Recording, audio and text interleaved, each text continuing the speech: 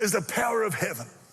Prayer opens you up to the will and purpose of God. Prayer is obedience to what we are taught to do by Jesus Christ himself, by many throughout the New Testament. Prayer changes things. In your life, prayer changes things. Don't underestimate it. Some people say, if all else fails, then pray. But I say, don't wait for things to fail before you pray. Get praying now. Y'all, you can't have victory if you don't pray. Do you hear what I'm saying to you? Prayer is the key that unlocks the resources of heaven so that they can be unleashed on planet Earth. Prayer is the key he's actually given you to get all the good stuff down here. Because I don't know about you, but I don't want to wait to get to heaven to experience all that God has for me. Any bits of heaven he plans to give me on earth, I want it right now. Prayer accesses the bits of heaven he intends to give you now. And prayer, listen, prayer is what pushes the kingdom of darkness back.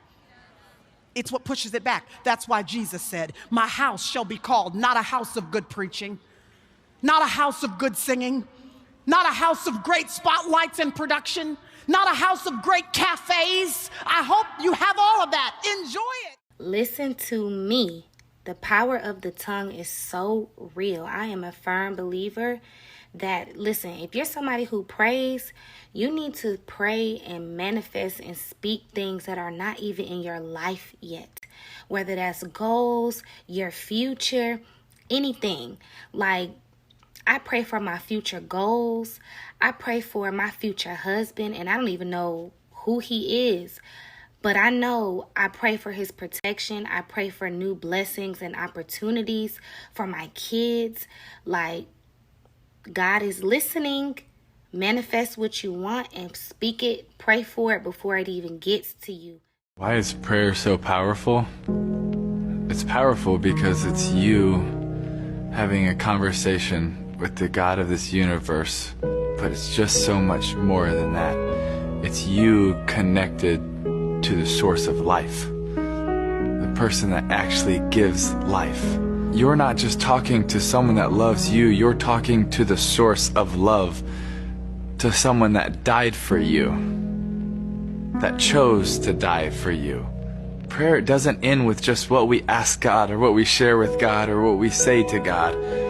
But when we're connected to the source of life, also something happens in us when we're praying to him. I'm just saying the power of prayer is talking to God because of who he is. And what I'm saying is when you communicate with God daily, when you humble yourself, when you turn from your wicked ways and God starts to hear you, then he starts to heal you. And then you start to turn the conversation from a monologue into a dialogue. And then you become a person of prayer. And I can tell you something, that there are things that I'm not qualified for, that God has allowed me to do because I have an open line of communication with the Father. He speaks to me things that I'm supposed to do that I don't even know how to do. I have 6 months of high quality Tulsa Community College education. High quality. Do you hear what I'm saying to you? Supreme. That's it. But God allows me to run a large corporation. He allows me to speak on stages to thousands of people. How do you do that? It's because I'm always talking to the one who created everything.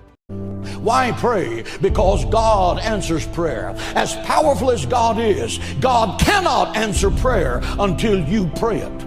The Bible says, what you bind on earth, I'll bind in heaven. The book of Isaiah says, command ye me. This is God speaking to man, because in prayer, he has given you the authority to launch the initiative. Quit walking around in circles, wringing your hands saying, I wonder when God is going to do something. God in heaven is looking down at you and saying, I have given you the authority of my name. I have given you the power of my word. I have given you the sanctity of my blood. When are you going to use the power that I have given to you to blast the kingdom of hell off at the ground and announce that Jesus Christ is Lord? The initiative rests with you.